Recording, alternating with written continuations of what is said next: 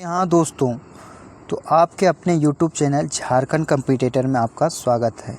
बोलते हैं बदल जाओ वक्त के साथ या वक्त बदलना सीखो, मजबूरियों को मत कोसो, हर हाल में चलना सीखो। जी हाँ दोस्तों, आप जिस भी स्थिति में हो, यदि आप रेलवे के परीक्षा का फॉर्म भरे हों तो आपका एग्ज़ाम नज़दीक है तो हमारे चैनल से ज़रूर जुड़ें। और आज का जो है टॉपिक, आज का जो चैप्टर है वो है छोटी छोटी मगर मोटी बातें। और ये केमिस्ट्री का पार्ट है, ये प्रीवियस ईयर क्वेश्चन और NCERT है। और ये जो है SK झा की बुक है। मैं बता दूं, मैं इसके पहले जो है फर्स्ट क्लास करवाया था, जिसमें क्लास 1 से लेके क्लास 10 तक जितने भी सारे क्वेश्चन थे, वो फिजिक्स के हो, केमिस्ट्री के हो या बायो के हो, वो सारे मैंने करवाया था। और ये दूसरा वीडियो है, आप वो उस वीडियो में काफ़ी प्यार और उत्साह मिला।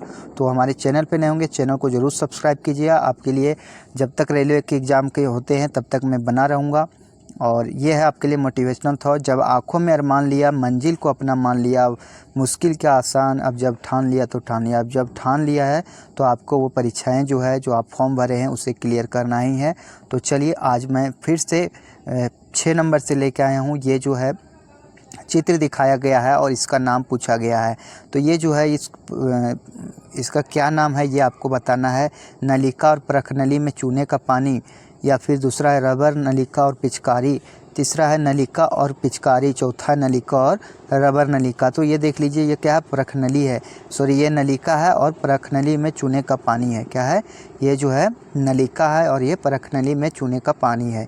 तो ऑप्शन नंबर जो ये है वो सही हो जाएगा। दूसरा देखते हैं, दूसरा क्या बोल रहा है। दूसरा यहाँ पे है, एक गमले में जो है वो फूल लगा हुआ है और पूछा गया है कि गमले के बाहर जो कवर किया गया उसे क्या कहेंगे। तो बेलजार और पोटासियम हाइड्रोक्साइड वाच ग्लास कहेंगे, वाच ग्लास और सबलियत पत्ती कहेंगे, पत्ती और प्लेट कहेंगे, नलिका और बेलजार कहेंगे। तो ये हम कहेंगे बेलजार और पोटासियम हाइड्रोक्साइड वाच ग्लास कहेंगे। क्या कहेंगे, बेलजार और पोटासियम हाइड्रोक्साइड वाच ग्लास कहेंगे। अगला देखते हैं, अगला क्वेश्चन क्या है। 8 नंबर क्वेश्चन है, निम्न चित्र में X और Y के शरीर के किस अंग को प्रदर्शित करता है। X और Y, ये महाधमनी और शिरा को दर्शाता है, श्वास नली और फुफ्फुस को, नसा द्वार या मुख गुहा को, या मूत्राशय या ये श्वासनी को। तो ये दिखाता है नसा द्वार और मुख गुहा को। X जो नसा द्वार है हमारा, और Y जो है हमारा क्या है, मुख गुहा है।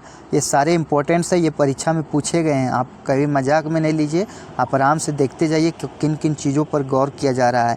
ये देखिए, ये हमारा हृदय है और हृदय में ये X पॉइंट और ये Y पॉइंट क्या है, ये आपको जवाब देना है कि कौन सा पॉइंट है। तो ये महाधमनी है और दायां नीलय। ये देखिए बायां नीलय यहाँ हो गया, तो ये Y के जगह पर क्या होगा, दायां नीलय। क्या होगा, दायां नीलय होगा। और ये X में जो है महाधमनी है, तो महाधमनी और दायां नीलय, ये हमारा ऑप्शन नंबर ये सही हो जाएगा। अगला देखेंगे 10 नंबर क्या कह रहा है। 10 नंबर में भी देखिए, ये चित्र जो है X और Y का नाम बताना है कि X में जो है क्या है, फुफ्फुस शिरा है या महाधमनी है। महाधमनी और महाशिरा है। फुफ्फुस के लिए फुफ्फुसीय धमनी और शरीर के महाशिरा है। तो ये देखिए, ये ऑप्शन नंबर सी सही है। फुफ्फुस के लिए फुफ्फुसीय है और शरीर के धमनी और शिरा के महाशिरा हैं। ऑप्शन नंबर सी जो है वो करेक्ट आंसर हो जाएगा। अगला देखेंगे क्वेश्चन नंबर 11 क्या कह रहा है। सेम क्वेश्चन है, लेकिन जो ये चीज़ें हैं वो अलग अलग पूछा गया है। तो ये जो है सो क्या, ऊपर में जो X है वो क्या है, और ये जो यहाँ पे जो Y का साइन है वो उसको क्या कहेंगे, बायां नीलय विभाजिका, दायां नीलय महाधमनी, दायां आलिन बायां नीलय, या महाधमनी और विभाजिका। तो इसे हम क्या बोलेंगे, इसे बोलेंगे महाधमनी और विभाजिका। यहाँ से क्या होता है, ये हृदय का बंटवारा होता है, तो महाधमनी और विभाजिका कहेंगे। अब देखिए आगे हम देखेंगे, ये छोटी छोटी मगर मोटी बातें। ये रसायन शास्त्र का है और ये इसमें बहुत सारे क्वेश्चन है। पहले मैं थ्योरी पार्ट कराऊंगा, उसके बाद जो है ऑब्जेक्टिव लगवाऊंगा। तो चैनल पे बने रहिए, चैनल को ज़रूर सब्सक्राइब। तो आ जाता है रसायन शास्त्र। रसायन शास्त्र के बारे में जानेंगे, क्योंकि आप लोग जो है फिजिक्स आप ये शुरू में ही उलट लेते हैं, तो कहीं ना कहीं पढ़ लिए होंगे। तो रसायन शास्त्र में आप यदि आप ऑब्जेक्टिव लगाना चाहते हैं तो ये जो वीडियो है वो भगा के और बैक साइड में ले जाएं, क्योंकि ये जो है ऑब्जेक्टिव मैं बाद में लगाऊंगा। रसायन विज्ञान केमिस्ट्री विज्ञान की वह शाखा है जिसके अंतर्गत पदार्थों की रासायनिक संरचना, गुणधर्म तथा परस्पर रासायनिक अभिक्रियाओं और उनके परिणाम का अध्ययन किया जाता है। ये आपके लिए वो पूछा नहीं जाएगा, लेकिन एक केमिस्ट्री का जो परिभाषा है वो मैंने बता दिया। इसमें जो है रासायनिक संरचना और गुणधर्म के बारे में बताया जाएगा। 18वीं शताब्दी के फ्रांसीसी रसायन शास्त्री एंटोनी लेवेजियर कौन थे? एंटोनी लेवेजियर को आधुनिक रसायन विज्ञान का जनक कहा जाता है। मॉडर्न केमिस्ट्री का जनक जो है एंटोनी लेवेजियर को कहा जाता है। ये क्वेश्चन पूछा जा सकता है और पूछा भी है। रसायन शास्त्र की उत्पत्ति मिस्र में पाई जाने वाली मिट्टी कैमी से हुई है। ये भी क्वेश्चन पूछा गया। सारे क्वेश्चन कहीं न कहीं पूछे गए हैं और ये छना हुआ बुक है। ये भी बहुत अच्छा है, आप ले भी सकते हैं। तो ये जो है वाली मिट्टी कैमी से हुई है। कैमी का शाब्दिक अर्थ है काला होता है। कैमी का शाब्दिक अर्थ क्या होता है? काला होता है। अध्ययन की सुविधा के आधार पर केमिस्ट्री को 3 भागों में बांटा गया। केमिस्ट्री को कितने भागों में बांटा गया है? 3 भागों में बांटा गया है, ताकि अच्छे से हम जो है अध्ययन कर सके। तो ये केमिस्ट्री के 3 भाग कौन कौन से हैं वो जानेंगे। पहला जो है भौतिक रसायन है, भौतिक रसायन यानी फिजिकल केमिस्ट्री। दूसरा आ जाता है ऑर्गेनिक केमिस्ट्री और तीसरा आ जाता है अकार्बनिक रसायन यानी इनऑर्गेनिक केमिस्ट्री। आप यदि 12th में या तो 11th में अभी पढ़े होंगे साइंस से, तो आप ये चीज़ों को जानते होंगे, और नहीं भी जानते होंगे तो आप चिंता ना करें, आप हमारे साथ जुड़े, चैनल को सब्सक्राइब करें और आगे चलिए। आगे क्या है वो मैं बताऊँगा। पहला जाता है भौतिक रसायन। भौतिक रसायन क्या है, कार्बनिक रसायन क्या है और अकार्बनिक रसायन क्या है, इसके बारे में मैं अभी आपको बताऊंगा। थोड़ा सा डिस्टर्ब होऊंगा क्योंकि मेरा जो रूम है वो काफ़ी रोड के करीब है और वहीं से कंटेंट मैं बनाता हूं। तो भौतिक रसायन में जाता है, इसके अंतर्गत अणुओं के भौतिक गुणों का अध्ययन किया जाता है। भौतिक रसायन में भौतिक गुणों का अध्ययन किया जाता है। कार्बनिक रसायन, इसके अंतर्गत कार्बन एवं हाइड्रोजन से युक्त रासायनिक यौगिक केमिकल कंपाउंड्स का अध्ययन किया जाता है, जैसे C2H5OH और CH3COOH। इन सारी चीज़ें जो है कैसे बनी, ये सारी चीज़ों का अध्ययन किया जाता है। अकार्बनिक रसायन, इसके अंतर्गत सभी कार्बनिक का अध्ययन किया जाता है, जैसे जल, नाइट्रस ऑक्साइड और सल्फर ऑक्साइड। ये सारी चीज़ों को अकार्बनिक रसायन है, जो कार्बन से नहीं बनते हैं उसे अकार्बनिक रसायन कहते हैं। और कार्बनिक रसायन जिसमें कार्बन के द्वारा कंपाउंड को बनाया जाता है उसे हम कार्बनिक रसायन कहते हैं। अब देखिए और भी चीज़ों को जानेंगे। पदार्थ आ जाता है, पदार्थ का वर्गीकरण। ये पदार्थ का वर्गीकरण, इसमें आप जो है सो 2 से 3 नंबर इसी के से आपके क्वेश्चन आ जाएंगे। पदार्थ का वर्गीकरण 2 भागों में किया गया, भौतिक और रासायनिक में।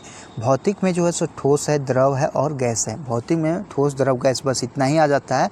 लेकिन रसायन में हमको और भी चीज़ों के बारे में पढ़ना रहता है। रासायनिक वर्गीकरण में आता है शुद्ध पदार्थ और मिश्रण। कौन सा? शुद्ध पदार्थ और मिश्रण। शुद्ध पदार्थ में आता है तत्व और यौगिक। कौन सा आता है? तत्व और यौगिक। मिश्रण में आता है समांग और विषमांग। मिश्रण में क्या आ जाता है? समांग और विषमांग। फिर आ जाता है तत्व में धातु, अधातु और उपधातु। क्या आता है? तत्व में धातु, अधातु और उपधातु।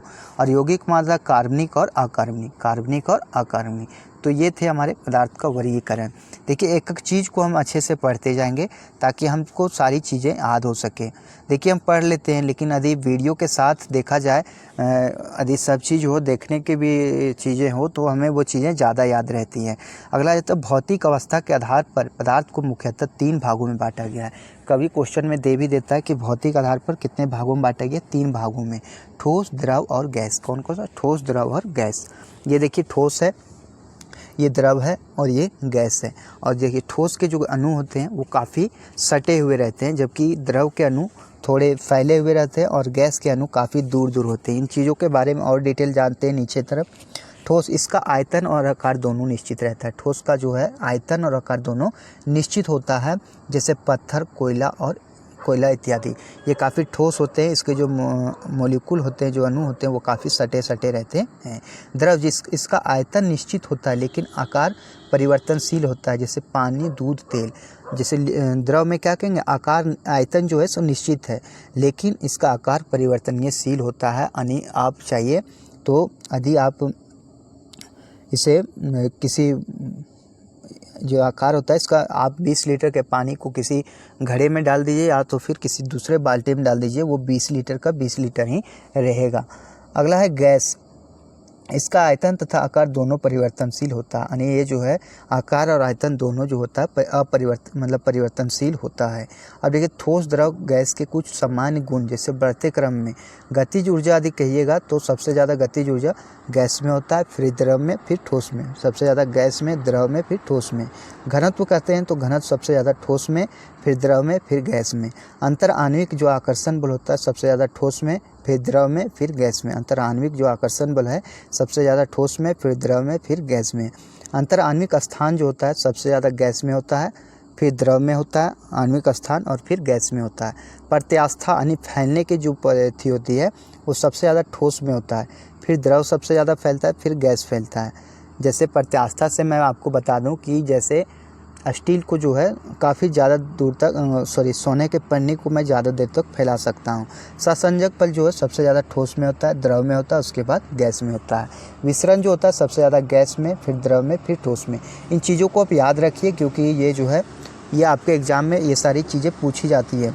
अगला आ जाता है आपके लिए मोटिवेशनल थॉट है कि जब आँखों में अरमान लिया, मंजिल को अपना मान लिया, है मुश्किल क्या आसान क्या, जब ठान लिया तो ठान लिया। ये जो है मोटिवेशन आपके लिए है। आप जब ठान लिए हैं कि हमें रेलवे में जाना ही है तो आप ज़रूर जाइए। और ये है करंट अफेयर्स का अर्धवार्षिकांक जो है, अर्धवार्षिकांक जो है 2024 में जितने भी सारे क्वेश्चन जो बने हैं वो सारा है, ये मैं इस बुक से मैं पढ़ा रहा हूँ। तो हमारे करंट अफेयर्स के भी वीडियो को आप देख सकते हैं और ये काफ़ी अच्छा है। इस पे जो डेली वीडियो अभी मैंने बना पा रहा हूँ क्योंकि मेरी तबीयत कुछ ठीक नहीं थी।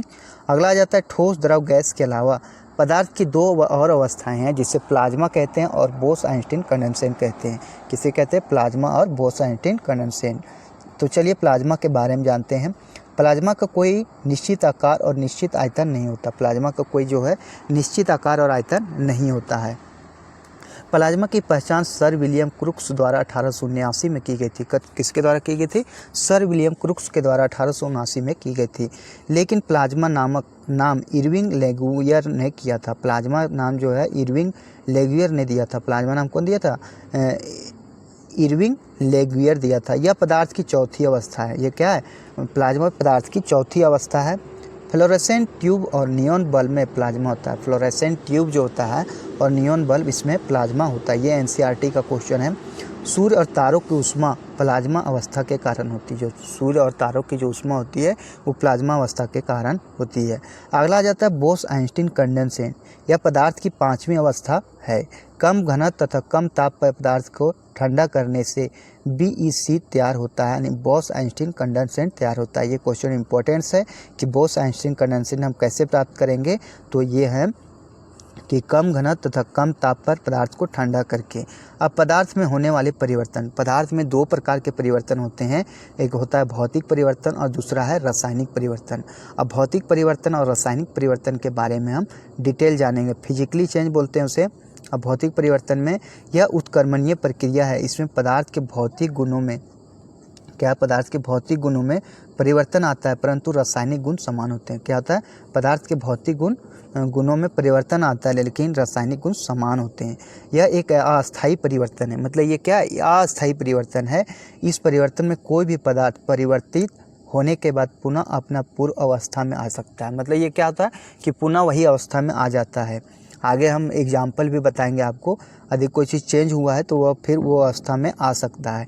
आ जाता है रासायनिक परिवर्तन। यह अनुत्क्रमणीय परिवर्तन है। इसमें नए पदार्थ का निर्माण होता है जो अपने मूल पदार्थ के रासायनिक और भौतिक गुणों से भिन्न होता है। और यहाँ पे क्या होता है? रासायनिक गुणों में एक नया परिवर्तन आ जाता है और ये फिर वह परिवर्तित नहीं होता है। यह अस्थायी परिवर्तन होता है, यानी फिक्स हो जाता है। इस परिवर्तन में कोई भी पदार्थ परिवर्तित होने के बाद पुनः अपना पूर्व अवस्था में नहीं आता है। ये फिर वह पुनः उस अवस्था में नहीं आता है। जैसे भौतिक परिवर्तन और रासायनिक परिवर्तन के बहुत सारे एग्जाम्पल जो हैं वो मिल जाएंगे। जैसे CO2 से सूखी बर्फ़ बनना, ये भौतिक परिवर्तन है। फिर सूखी बर्फ़ से हम CO2 प्राप्त कर सकते हैं। मोमबत्ती का पिघलना, मोमबत्ती यदि पिघल जाता है तो पुनः हम उसे मोमबत्ती प्राप्त कर सकते हैं। पानी से बर्फ़ का बनना, पानी से यदि बर्फ़ बन गया है तो बर्फ़ से फिर पानी बन सकता है। फिर पानी का वाष्प बनना, फिर पुनः हम पानी प्राप्त कर सकते हैं। चीनी या नमक का मिश्रण, इससे हम अलग कर सकते हैं क्रिस्टलाइजेशन से। शुष्क बर्फ़ का सब्लिमेशन जैसे ऊर्ध्वपातन, तो हम पुनः उसे शुष्क बर्फ को प्राप्त कर सकते हैं। कपूर का जलना, ये है हमारा भौतिक परिवर्तन। रेत का पानी में विलयन और अम्लीकृत जल का वैद्युत अपघटन, लोहे का चुंबकीकरण, ये सारे जो है हमारे भौतिक परिवर्तन हो गए। और रासायनिक परिवर्तन जिसे हम पुनः प्राप्त नहीं कर सकते हैं, जैसे मक्खन का खट्टा होना, मोमबत्ती का जलना, मक्खन का खट्टा होना, मोमबत्ती का जलना, अगरबत्ती का जलना, खाने का पचना, खाना पच जाएगा तो फिर पुनः हम नहीं प्राप्त कर सकते हैं खाने को। लकड़ी का जलना, लोहे पर जंग लगना, यानी ये ऑक्सीकरण का भी उदाहरण है, लोहे पर जंग लगना। और फिर दूध से दही बनना, और लकड़ी का जलना और ईंधन जलाना भी आ जाएगा, तो आप रासायनिक परिवर्तन में मान लीजिएगा। इसको सबसे अच्छा है ट्रिक पहचानने का कि जो मिल जाए वो भौतिकी और जो ना मिले वो रासायनिक। यदि कोई चीज़ मिल जा गया है परिवर्तित होके पुनः उस अवस्था में आ सकता है तो भौतिक मारिए, और नहीं आता है तो रासायनिक मारिए। फास्फोरस को केरोसिन तेल में डालना, ये फिर पुनः नहीं मिलेगा। सोडियम को पानी में डालना, सोडियम को यदि पानी में डालते हैं तो क्या एक अलग सा आवाज़ आता है, ये सोडियम जो होता है वो क्या होता है, ब्लास्ट हो जाता है। प्लेटिनम तार का जलना, पदार्थ का किण्वन, द्रवित पेट्रोलियम का गैस दहन, यदि पेट्रोल दहन हो जाता है तो पुनः हम उसे प्राप्त नहीं कर सकते। ये हमारा क्या हो गया, रासायनिक परिवर्तन हो गया। अब कुछ इम्पोर्टेंट सवाल हैं जो एनसीईआरटी में दिए गए हैं, जैसे मोमबत्ती के जलने में भौतिक और रासायनिक दोनों परिवर्तन होता है, ये आपका एनसीईआरटी का मुख्य थी है, लेकिन मोमबत्ती का जलना मुख्य रूप से रासायनिक परिवर्तन है। मोमबत्ती का जलना उदाहरण है रासायनिक परिवर्तन का। मोमबत्ती के जलते समय कौन सा परिवर्तन है, तो भौतिक और रासायनिक। देखिए इन सारी चीज़ों में जो भी आपको परेशानी है आप कमेंट बॉक्स में ज़रूर लिखिए। चपाती का बेलना या सेकना किस प्रकार का परिवर्तन है, तो भौतिक और रासायनिक परिवर्तन है। बता दें चपाती को यदि हम बेल लें, यदि नहीं सेका जाए तो पुनः हम उसे जो है लोया बना के पुनः रोटी बना सकते हैं, चपाती बना सकते हैं, लेकिन यदि उसे सेक देते हैं तो पुनः हम रोटी को, आटे को नहीं प्राप्त कर सकते। इसीलिए इसे भौतिक और रासायनिक दोनों कहा गया है। अगला है भौतिक अवस्था में परिवर्तन लाया जा सकता है ऊर्जा देकर और निकाल कर, ऊर्जा देकर और निकाल कर जो है भौतिक अवस्था में परिवर्तन लाया जा सकता है। और आगे और भी बहुत सारे सवाल हैं जो आपके एग्जाम में पूछे गए हैं। लोहे पर जंग लगना रासायनिक परिवर्तन है, कैसा रासायनिक परिवर्तन है, फिर लोहे को उसी तरह नहीं ला सकते।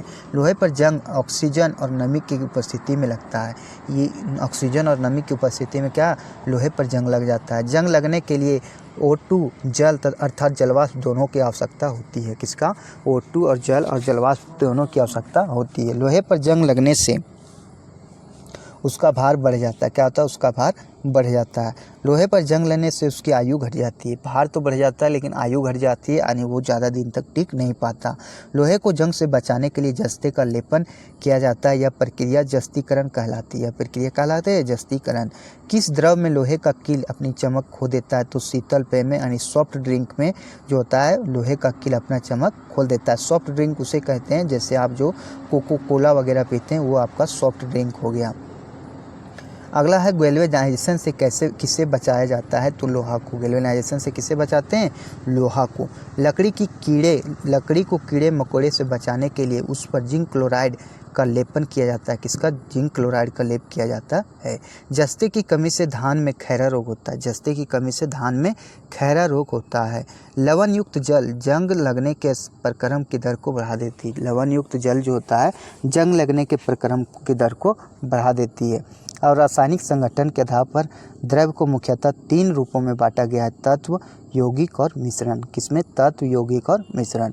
तत्व में आ जाता है शुद्ध पदार्थ होते हैं, यौगिक शुद्ध पदार्थ होते हैं, और मिश्रण जो होता है वो बिल्कुल अशुद्ध पदार्थ होता है, क्योंकि तत्व को हम अलग कर सकते हैं, यौगिक को भी अलग कर सकते हैं, लेकिन मिश्रण को अलग करना आसान नहीं होता।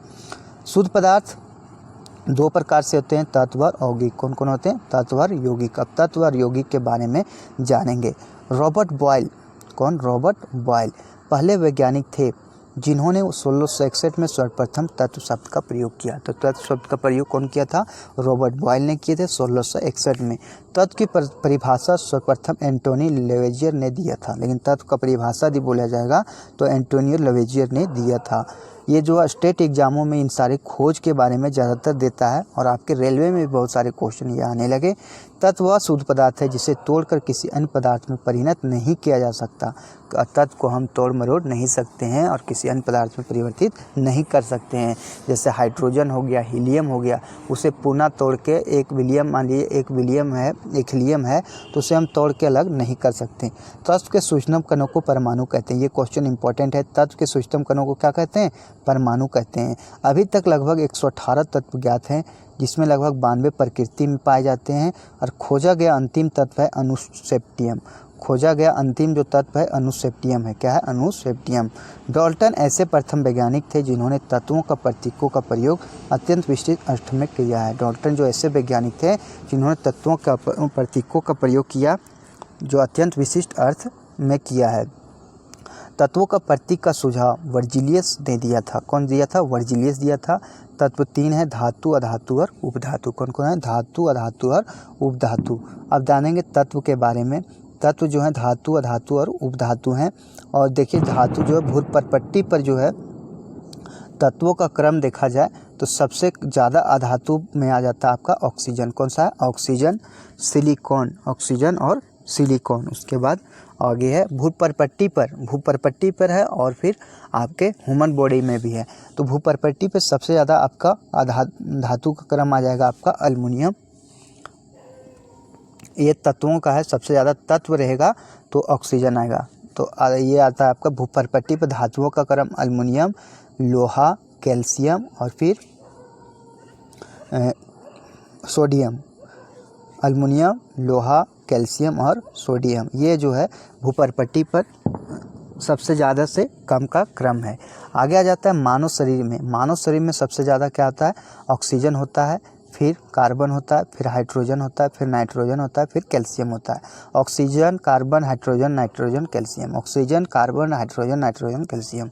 Oxygen, carbon, hydrogen, nitrogen, calcium, ये चीज़ें आप याद रखिए। जिन्हें जीवित शरीर में सबसे कम मात्रा में पाया जाने वाला तत्व मैग्नीज होता है। मैग्नीज यानी लोहा, ये जो है मानव शरीर में सबसे कम मात्रा में पाया जाता है। वायुमंडल में सर्वाधिक मात्रा में पाया जाता है N2O। वायुमंडल में सबसे ज़्यादा क्या पाया जाता है? N2 पाया जाता है। ब्रह्मांड में सर्वाधिक मात्रा में पाया जाता है H2। ब्रह्मांड में सबसे ज़्यादा क्या चीज़ पाया जाता है? H2 पाया जाता है। अब आता है यौगिक। यौगिक के बारे में जानेंगे। जब 2 या 2 से अधिक तत्वों का एक निश्चित अनुपात में मिलाया जाता है तो यौगिक का निर्माण होता है। यह जिन तत्वों से मिलकर बना होता है उनका गुण इसमें विद्यमान नहीं होता। यह जिसमें मिलाया जाता है इनका गुण इसमें नहीं होता है। यौगिक के सूक्ष्म कण को अणु कहते हैं। यौगिक के सूक्ष्म कण को अणु कहते हैं और तत्व के सूक्ष्म कण को परमाणु कहते हैं। ये मोस्ट इंपॉर्टेंट क्वेश्चन आपके एग्जाम में फिक्स से आएगा। यौगिक को केवल रासायनिक वैद्युत रासायनिक प्रक्रिया द्वारा पृथक किया जाता है। यौगिक को केवल रासायनिक और वैद्युत रासायनिक प्रक्रिया द्वारा अलग कर सकते हैं। अगला आ जाता है अणुओं के प्रकार। अब देखिए जो बोले कि हम यौगिक के जो है सूक्ष्म कण को क्या कहते हैं? अणु कहते हैं। तो अणुओं के प्रकार जानेंगे। तो अणु जो है 2 प्रकार के होते हैं, सम अणु और विषम अणु। क्या है? सम अणु और विषम अणु। अब सम अणु कौन है? ऐसे अणु जो समान प्रकार के परमाणु के संयोजन से बने होते हैं, सम अणु कहलाते हैं। सभी तत्वों के अणु सम अणु होते हैं। उदाहरण के लिए ऑक्सीजन हो गया, हाइड्रोजन हो गया, क्लोरीन हो गया, ये सारे को सम अणु हैं। विषम अणु। अब विषम अणु के बारे में जानेंगे। ऐसे अणु जो 2 या 2 से अधिक तत्वों के परमाणु के संयोजन से निर्मित होते हैं उसे विषम अणु कहलाते हैं।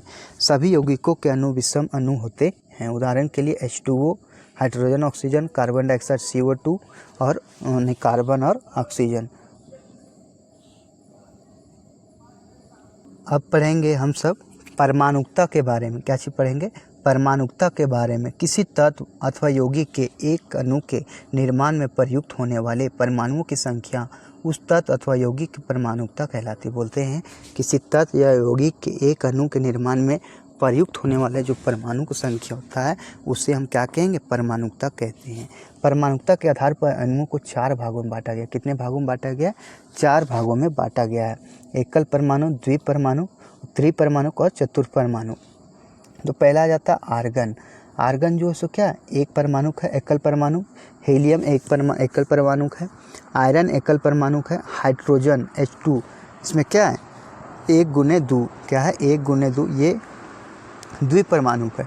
क्लोरीन भी जो है 1 × 2 यानी 2 परमाणु है।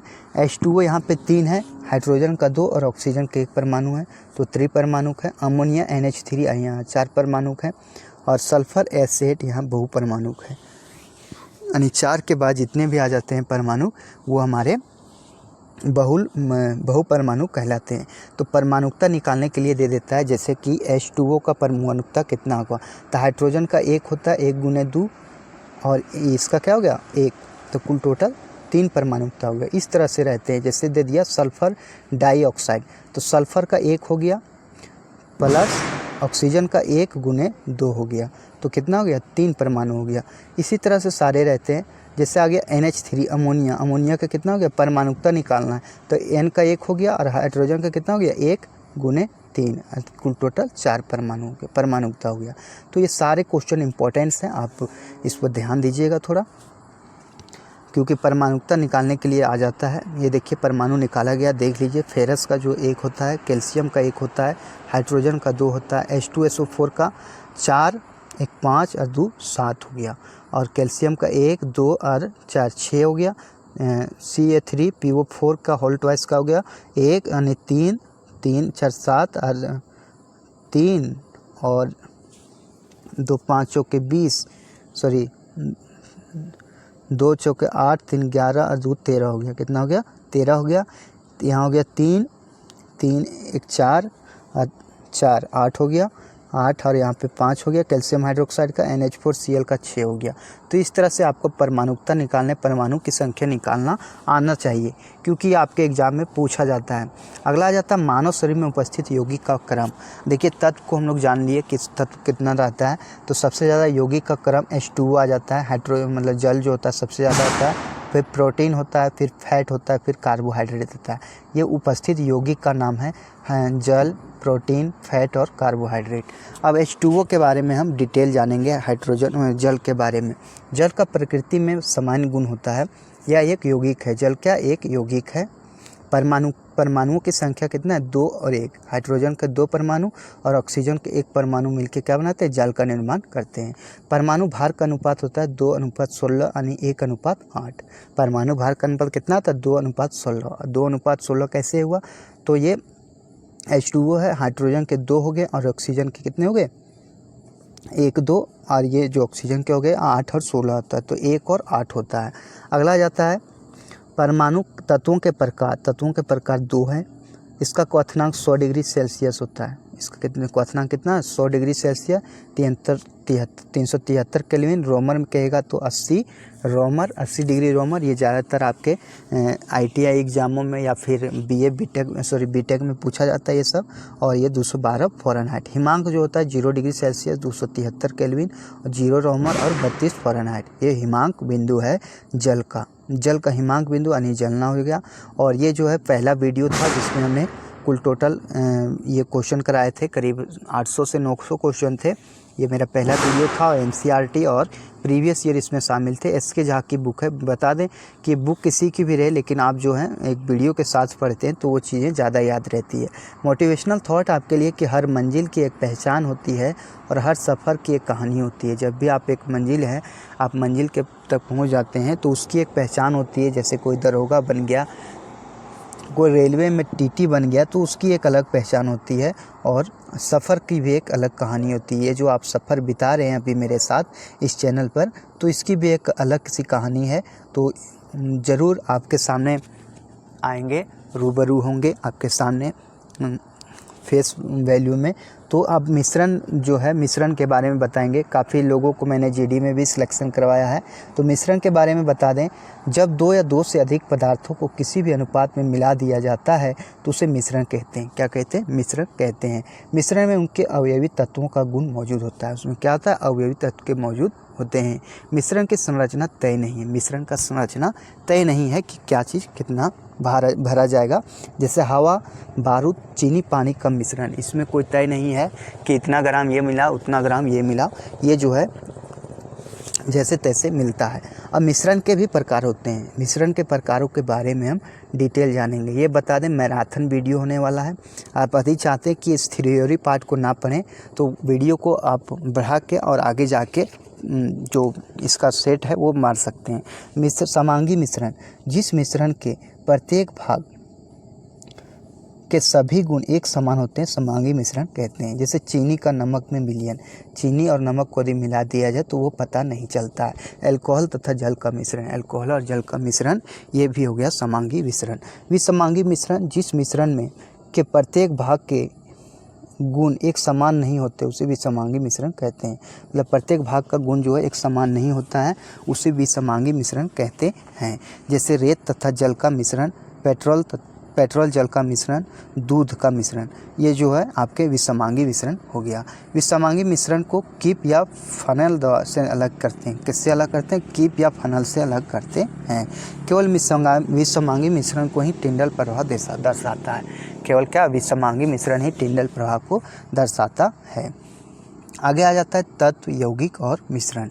तत्व में आ जाता है फेरस, निकेल और कोबाल्ट। फेरस, निकेल और कोबाल्ट। यौगिक में एक या एक से अधिक सूत्र, जैसे कार्बन डाइऑक्साइड और जल। मिश्रण में कोई सूत्र नहीं होता है, जैसे शरबत, वायु, इसका कोई सूत्र नहीं होता है। अब आ जाता है क्रिस्टलाइजेशन, मिश्रण को अलग करने की कुछ विधियाँ जो आपके एग्जाम में ज़्यादातर पूछे जाते हैं। पहला आ जाता है रवाकरण। आप रवाकरण भी याद रखें और क्रिस्टलाइजेशन, ये दोनों चीज़ें याद रखें, क्योंकि कभी कभी रवाकरण आपको ना देकर क्रिस्टलाइजेशन दे दिया जाता है।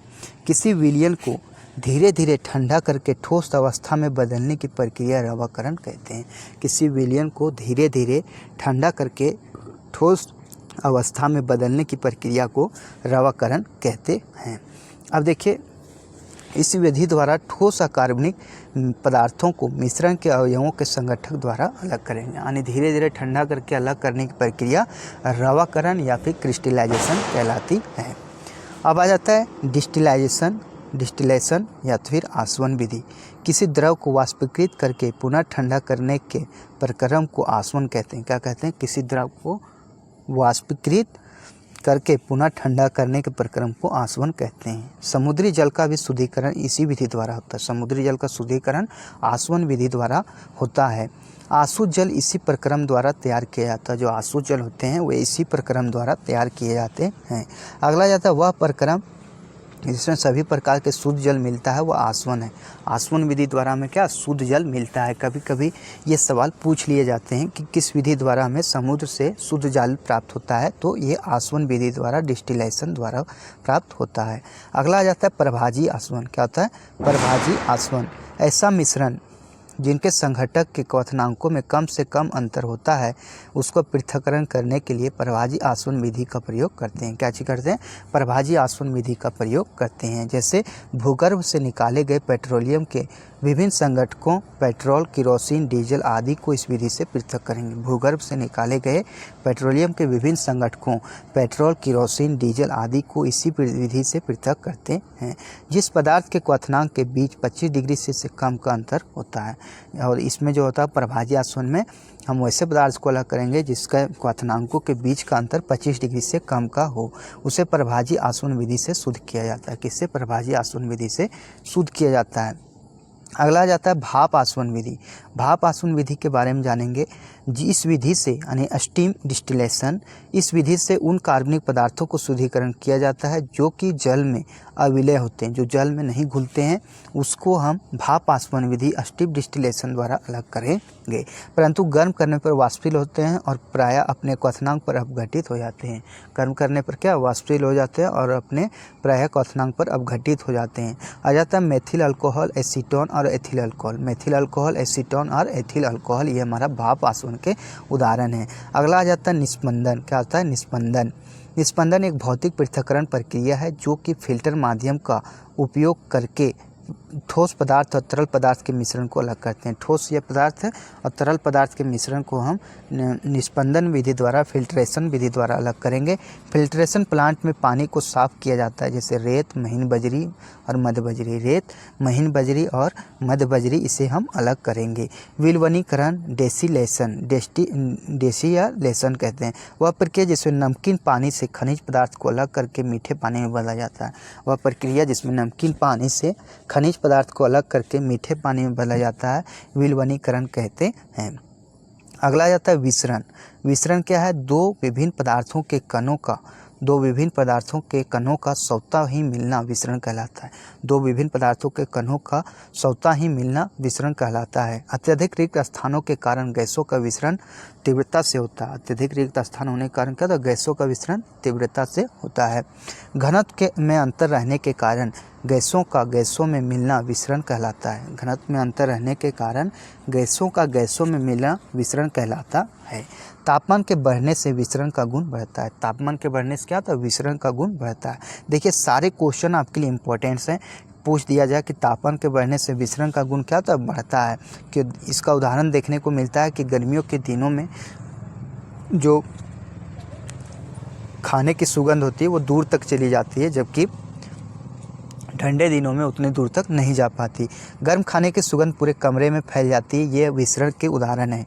इत्र की बोतल से सुगंध का फैलना, इत्र की बोतल से सुगंध का फैलना और मलमूत्र की दुर्गंध को नाकों तक पहुंचना, ये हमारा विसरण का उदाहरण है। क्या चीज़ का है, विसरण का उदाहरण है। अब आ जाता है परासरण। परासरण जस्ट इसका उल्टा होता है। क्या होता है, जस्ट इसका उल्टा। इसके विलायक के अणु कम सांद्रता वाले घोल से अधिक सांद्रता वाले घोल की ओर गति करते हैं। जहाँ कम सांद्रता होता है, कम सांद्रता वाले घोल से अधिक सांद्रता वाले घोल की ओर गति करते हैं, उसे हम परासरण कहते हैं। जैसे किशमिश को जल में डालने पर फूल जाता है। किशमिश को यदि जल में डालते तो क्या होता है, किशमिश फूल जाता है। इसका कारण ये है कि कम सांद्रता वाला जो कम सांद्रता की घोल रहती है वो उससे जाके अधिक सांद्रता वाले घोल की ओर गति करने लगता है।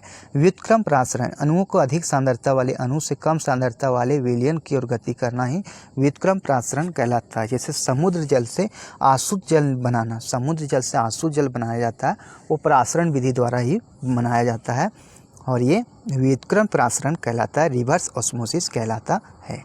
और आगे आ जाता है आपके लिए और भी बहुत सारी चीज़ें जिससे हम और भी चीज़ों को अलग कर सकते हैं, जो आपके लिए इम्पोर्टेंस है, जो आपके एनसीईआरटी में दिया गया है। जैसे सूखे पौधों को डंडियों से अनाज को अलग करने को थ्रेसिंग कहते हैं। ये क्वेश्चन आपके सेट में भी आया होगा कि सूखे पौधे की डंडियों से अनाज को अलग करना थ्रेसिंग कहलाता है। अनाज से भूसी को अलग करना निष्पावन कहलाता है। अनाज से भूसी को अलग करना क्या कहलाता है, निष्पावन कहलाता है। मिश्रण के नीचे तली में बैठा अवक्षेप को अवसादन तथा ऊपरी भाग को अलग करना निस्तारण कहलाता है। मिश्रण के नीचे तली में बैठा अवक्षेप को अवसादन कहते हैं और ऊपरी भाग को अलग करना निस्तारण कहलाता है। रंगों की पृथक करने की प्रक्रिया क्रोमेटोग्राफी कहलाती है।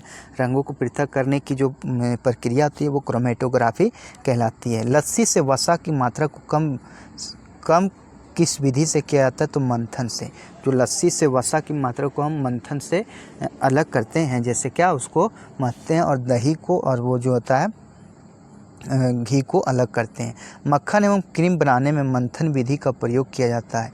मक्खन एवं क्रीम बनाने में मंथन विधि का प्रयोग करते हैं तथा मक्खन एवं क्रीम से घी इसी विधि से प्राप्त किया जाता है, वो है निस्तारण और निस्पंदन। क्या है, निस्तारण और निस्पंदन है। अगला आता है पानी एवं कॉपर सल्फेट के विलयन से कॉपर सल्फेट को अलग किया जाता है, तो वाष्पीकरण विधि द्वारा। किसके द्वारा किया जाता है, वाष्पीकरण विधि द्वारा। अगला आता है वाष्पन, विसरण और गैसों का प्रसार ताप बढ़ने से बढ़ता है। वाष्पन, विसरण और गैसों का प्रसार जो होता है ताप बढ़ने से बढ़ता है। देखिए दोस्तों, आप कहाँ से भी पढ़ रहे हैं वीडियो को ज़रूर लाइक कीजिए। मैं ये चीज़ें बराबर नहीं बोलता हूँ, लेकिन एक लाइक कर दीजिए ताकि मेरा भी उत्साह बना रहे और इसी तरह से जो ये कंटेंट है वो आप लोगों के सामने मैं लाता रहूँ।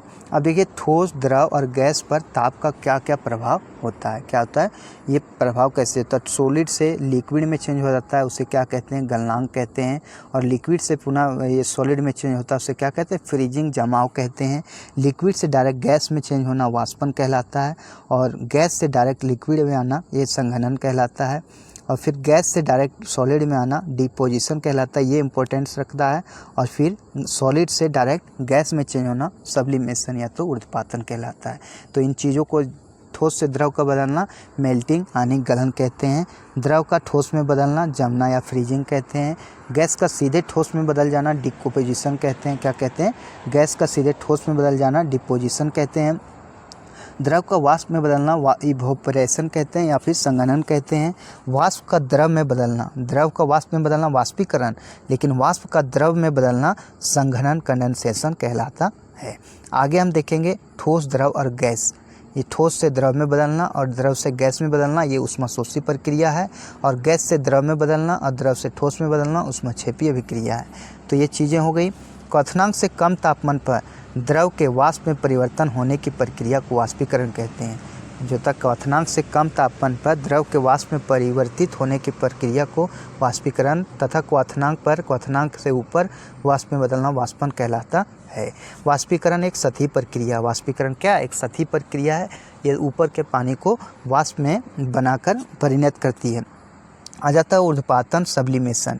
जब कोई पदार्थ ठोस से सीधे गैस में बदल जाता है तो वह पदार्थ ऊर्ध्वपातित पदार्थ कहलाता है तथा यह प्रक्रिया ऊर्ध्वपातन कहलाती है। यह प्रक्रिया क्या कहलाती है? ऊर्ध्वपातन कहलाती है। जैसे कपूर हो गया, आयोडीन हो गया, गंधक हो गया, नौसादर हो गया, एंथ्रासीन हो गया, बेंजोइक अम्ल हो गया और नेप्थलीन हो गया, आयोडीफॉर्म हो गया। ये सारी चीज़ें क्या हो गई? ऊर्ध्वपातन हो गई।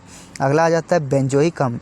बेंजोइक अम्ल का उपयोग खाद्य पदार्थों के संरक्षण में किया जाता है। किसका किया जाता है? बेंजोइक अम्ल का उपयोग खाद्य पदार्थों के संरक्षण में किया जाता है। समुद्री घास लेमनेरिया से आयोडीन प्राप्त किया जाता है। समुद्री घास लेमनेरिया से आयोडीन प्राप्त किया जाता है। समुद्र के पानी से सोडियम प्राप्त किया जाता है अथवा समुद्र के पानी में सोडियम होता है। समुद्र के पानी से सोडियम प्राप्त किया जाता है, यानी समुद्र के पानी में क्या होता है? सोडियम होता है। आगे आ जाता है आपके लिए कि उच्च दाब तथा निम्न दाब पर गैस संघनित हो जाती है। जैसे उच्च दाब और निम्न दाब पर क्या होता है? गैस जो होती है संघनित हो जाती है। गैस को यदि संघनित करना है तो हमें उच्च दाब चाहिए और निम्न चाप चाहिए। भार जो होता है सबसे ज़्यादा नाइट्रोजन में होता है, उसके बाद हीलियम में होता है। भार जो होता है सबसे ज़्यादा नाइट्रोजन गैस में होता है, उसके बाद हीलियम में होता है। प्रथम सबसे हल्की गैस हाइड्रोजन है, द्वितीय सबसे हल्की गैस हीलियम है। द्वितीय सबसे हल्की गैस कौन सा? हीलियम है।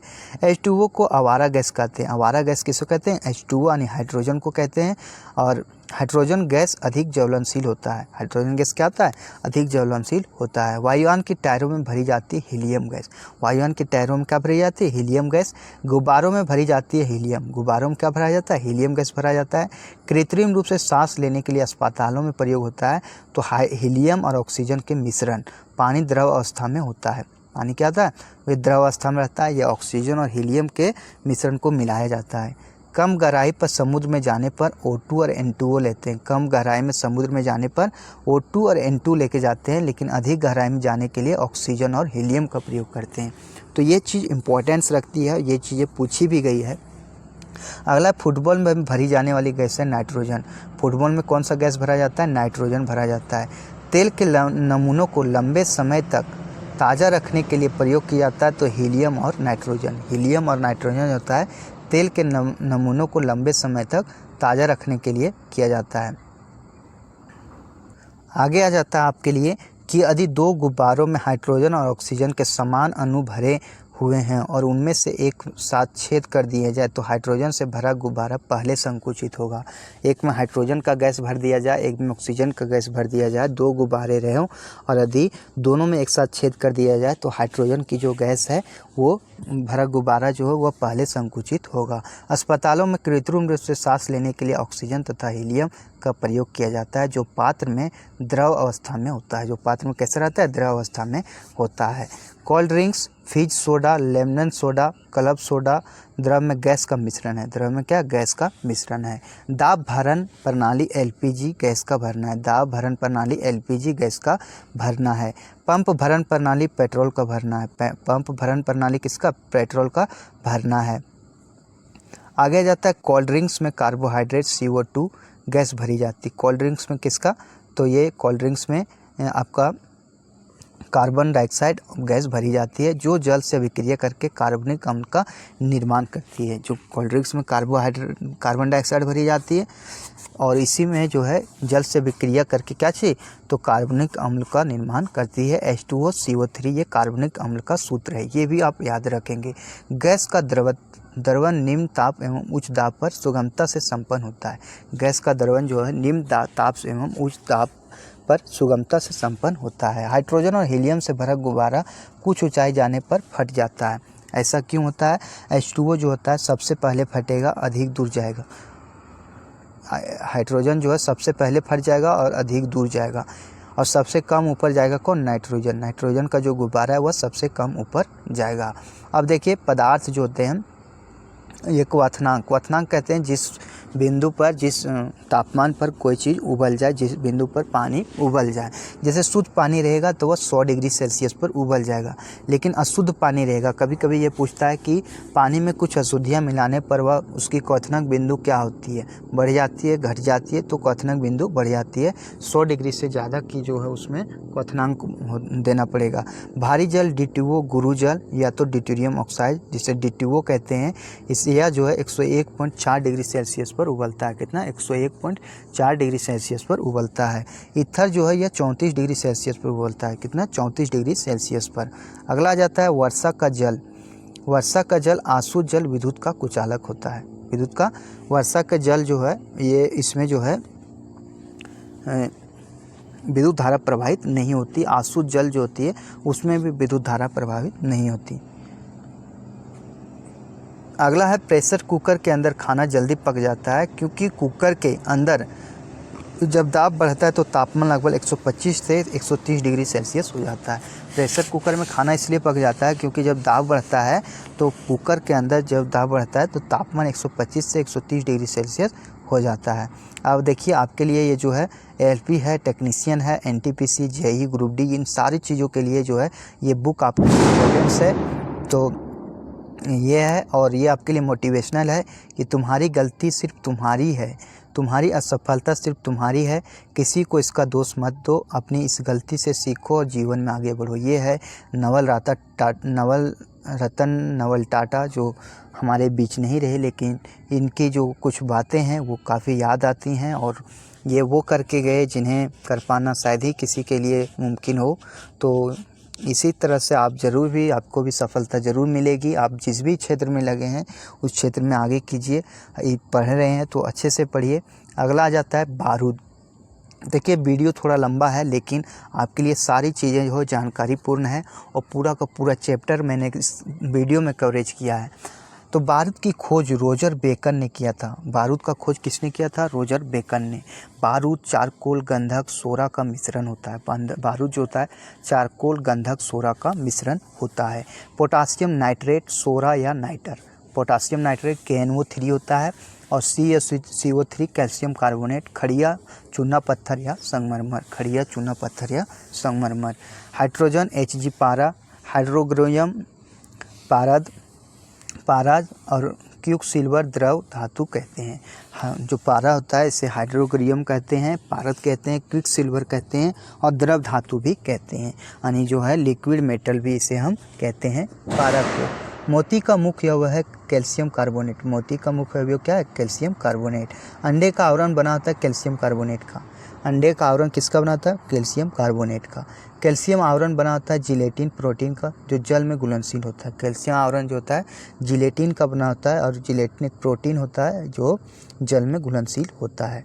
अब ऑब्जेक्टिव क्वेश्चन को हम लगाएंगे। ऑब्जेक्टिव क्वेश्चनों को मैं देखूंगा कि हमने कितने क्वेश्चनों को आप सही कर पाते हैं। पहले ने एक थैले में कुछ सब्जियां जैसे फ्रेंच बीन्स, भिंडी, हरी मिर्च, बैंगन, आलू सभी मिलाकर खरीदे।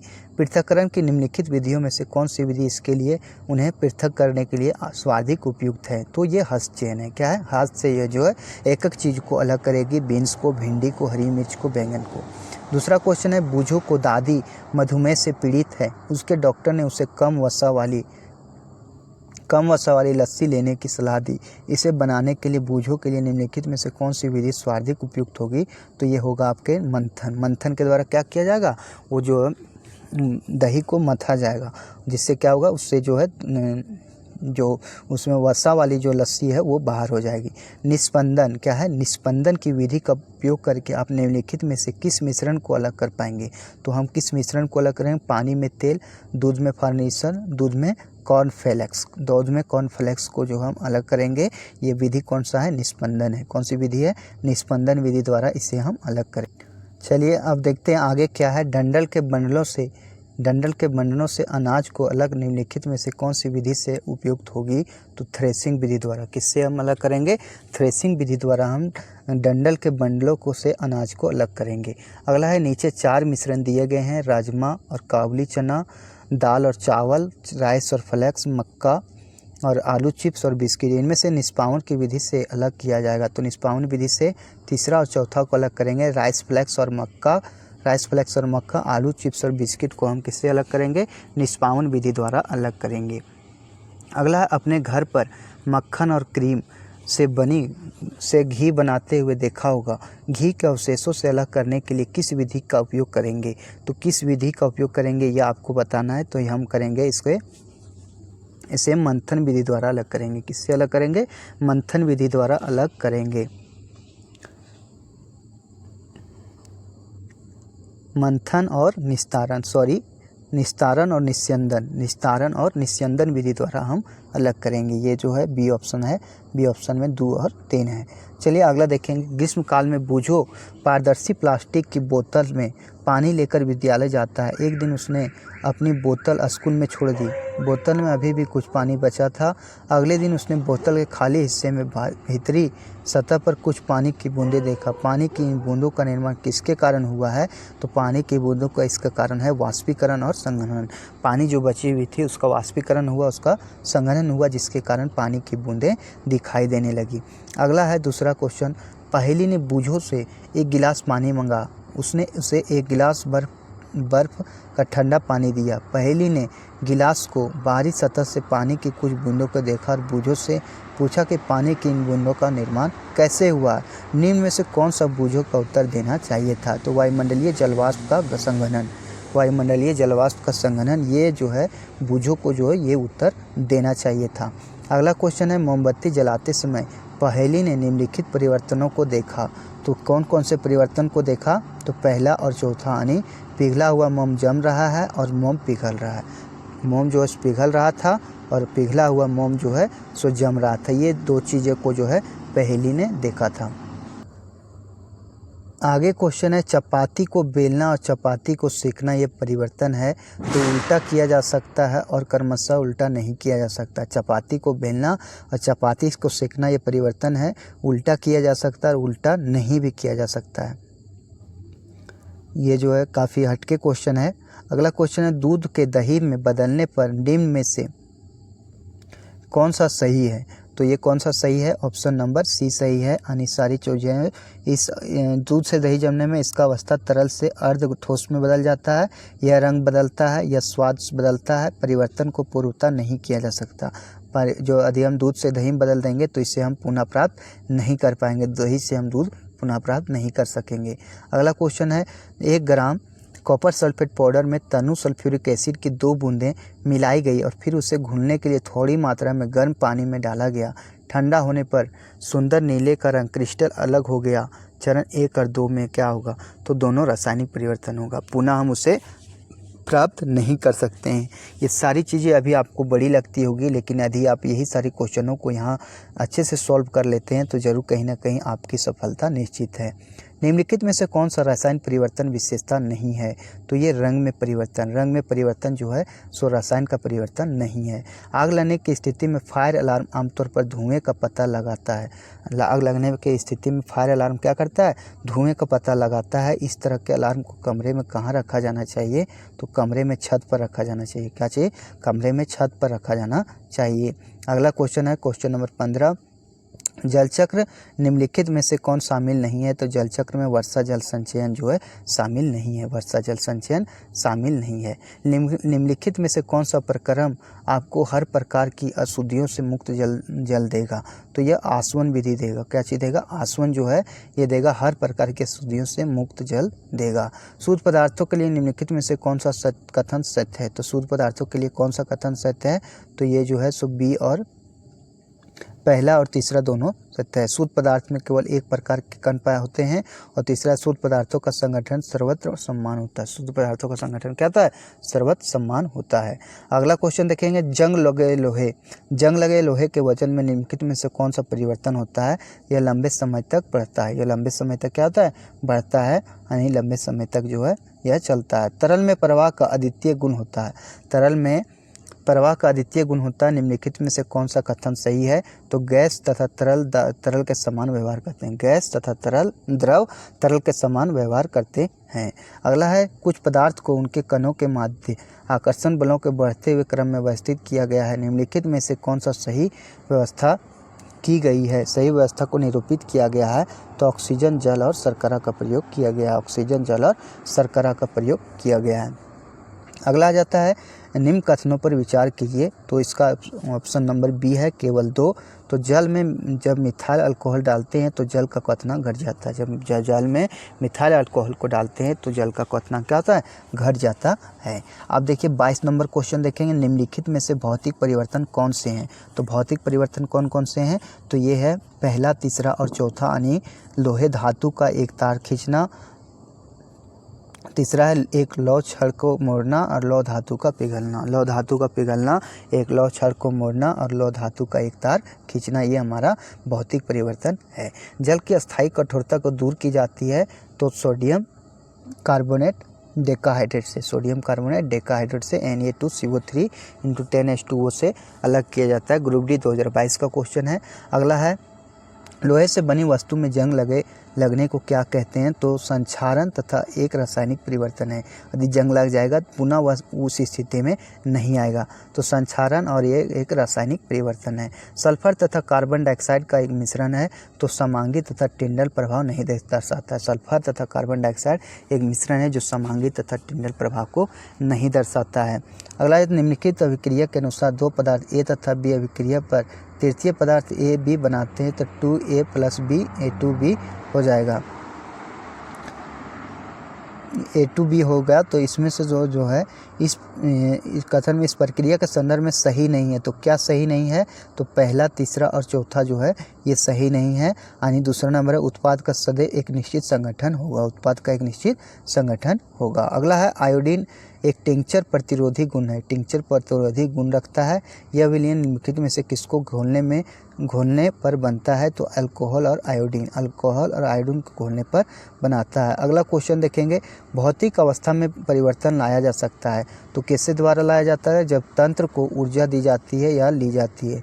जब कोई तंत्र को ऊर्जा दी जाती है और ली जाती है तो भौतिक अवस्था में परिवर्तन लाया जा सकता है। निम्नलिखित में से किसने रासायनिक संयोजन के दो महत्वपूर्ण नियमों की स्थापना करके रासायनिक विज्ञान की नींव रखी, तो रासायनिक विज्ञान की नींव रखी थी एंटोनी एल लेवेजियर। एंटोनी ऑन लेवेजियर जो हैं ये रासायनिक की नींव रखी थी। अगला है निम्नलिखित कथनों पर विचार करना है, जिसमें यह है ए और बी दोनों सत्य है। एक संतुलित रासायनिक समीकरण में अभिकारकों और उत्पादों में सभी तत्वों के परमाणु की संख्या समान होती है। दूसरा, एक संतुलित रासायनिक समीकरण में अभिकारकों और उत्पादकों की संख्या असमान होती है। अगला है निम्नलिखित में से कौन सा कथन गलत है। आपको ये जवाब देना है कि कौन सा कथन गलत है। तो ठोस पदार्थ का आकार अनिश्चित होता है, ये गलत है। ठोस पदार्थ का आयतन निश्चित होता है। ठोस पदार्थ कठोर होते हैं। ठोस पदार्थ लगभग असंपीडनीय होते हैं। तो ऑप्शन ये जो है गलत है। कौन सा गलत पूछा था वही है। ठोस कार्बन डाइऑक्साइड को किस नाम से जाना जाता है, तो ठोस कार्बन डाइऑक्साइड को सूखी बर्फ के नाम से जाना जाता है। नेक्स्ट क्वेश्चन है, निम्नलिखित में से विषम की पहचान करें, तो वायु, मिश्र धातु, दूध, जल। तो जल हो जाएगा। जल जो है वो अलग है। जल जो है अगला है, इनमें से कौन पदार्थ फ्लोरेंट ट्यूब में उपस्थित गैस की प्रकृति के आधार पर एक विशेष रंग के साथ चमकता है, तो प्लाज्मा। प्लाज्मा जो है ये विशेष रंग के साथ चमकता है। ये एलपी 2018 का क्वेश्चन है। नाइट्रोजन के निम्न ऑक्साइड में से किसको लाफिंग गैस के रूप में जाना जाता है, तो लाफिंग गैस के रूप में N2O को हम जानते हैं। किसको जानते हैं, N2O को। निम्नलिखित में से कौन सा ऊर्ध्वपातन कर सकता है, तो ऊर्ध्वपातन कौन करेगा, अमोनियम क्लोराइड करेगा। कौन करेगा, अमोनियम क्लोराइड जो है ऊर्ध्वपातन करेगा। अगला है, निम्न में से कौन सी धातुएं ठंडे पानी के साथ शीघ्रता से अभिक्रिया करती है, तो वह है पोटासियम। वह क्या है, पोटासियम है। अगला है, निम्न में से कौन सा यौगिक विद्युत का चालन कर सकता है, तो विद्युत का चालन कौन सा कर सकता है, सोडियम क्लोराइड। कौन सा कर सकता है, सोडियम क्लोराइड कर सकता है। अगला है, इनमें से कौन सा एक रासायनिक परिवर्तन है, तो रासायनिक परिवर्तन कौन सा है, मक्खन का खट्टा होना। मक्खन का खट्टा होना रासायनिक परिवर्तन है। फिर खट्टे हुए मक्खन को हम पूरा मक्खन तैयार नहीं कर सकते हैं। अगला है, 12 डिग्री सेल्सियस पर जल की भौतिक अवस्था क्या होती है, तो द्रव अवस्था में रहती है। क्या रहती है, द्रव अवस्था में रहती है। निम्नलिखित में से किसमें परिवर्तन करके किसी पदार्थ को एक अवस्था रूप से दूसरे में परिवर्तन किया जाता है, तो तापमान में जो है हम तापमान में हम परिवर्तन लाकर जो है एक अवस्था से दूसरी अवस्था में चेंज कर सकते हैं। अगला है, ठोस के कणों के संदर्भ में निम्न में से क्या सही है? तो ठोस जो है व्यवस्थित तरीके से विन्यासित होता है। ठोस क्या होता है? व्यवस्थित तरीके से विन्यासित होता है। अगला अम्लीय वर्षा का कारण है। तो अम्लीय वर्षा का कारण क्या है? Sulphur dioxide, nitrous oxide, sulphur dioxide. तो ए और बी दोनों है, सल्फर डाइऑक्साइड और नाइट्रस ऑक्साइड दोनों है। अभी तक वैज्ञानिक द्वारा पदार्थ की कितनी अवस्थाएं तय की गई है? तो 5 अवस्थाएं तय की गई है। आप देखिए नीचे दी गई 45 नंबर क्वेश्चन है। ये जो है क्वेश्चन दिया गया है, अनुमान नहीं लगाया जा सकता है। ठोस, द्रव, गैस, प्लाज्मा, ये चारों चीज़ें हैं। तो प्लाज्मा एक तरल पदार्थ है और जो शरीर के सभी कोशिकाओं में मौजूद होता है। प्लाज्मा एक तरल पदार्थ है जो शरीर के सभी कोशिकाओं में मौजूद होता है। आदि अमोनिया गैस है तो कपूर क्या है? तो कपूर ठोस है। अमोनिया गैस है तो कपूर क्या है? कपूर ठोस है। अगला आ जाता है निम्नलिखित में से कौन सा कथन गलत है? तो कौन सा कथन गलत है? पदार्थ के कण स्थिर अवस्था में होते हैं, ये कथन गलत है। पदार्थ के कण जो होते हैं स्थिर अवस्था में नहीं होते।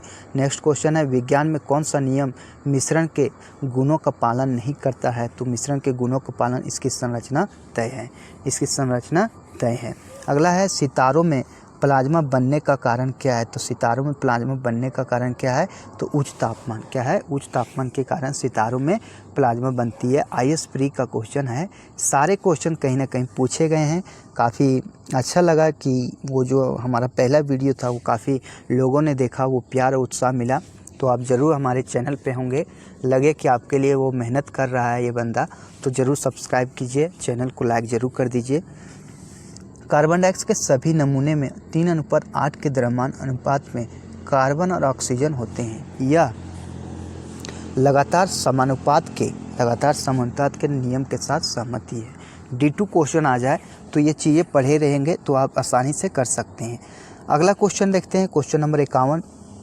निम्नलिखित में से कौन सा कारक वाष्पीकरण की दर को कम करता है? तो ये नमी करता है। नमी जो है, नमी आने पर क्या होता है? वाष्पीकरण की दर जो है घट जाती है। आप देखेंगे नमी कब आती है? बरसात के दिनों में जो है कपड़े नहीं सूखते हैं, उसमें जो होती है वाष्पीकरण की दर काफ़ी कम हो जाती है। तरल अवस्था से गैसीय अवस्था में रूपांतरण को क्या कहा जाता है? तो ये कहा जाता है वाष्पीकरण। क्या कहा जाता है? वाष्पीकरण कहा जाता है। तो ये आगे क्वेश्चन है, निम्न में से किस वैज्ञानिक ने स्थिर अनुपात का नियम दिया? तो स्थिर अनुपात का नियम दिया जोसेफ प्रॉस्ट। कौन दिए थे? Joseph Proust. अगला, किसी तरल को समान मात्रा के लिए निम्नलिखित में से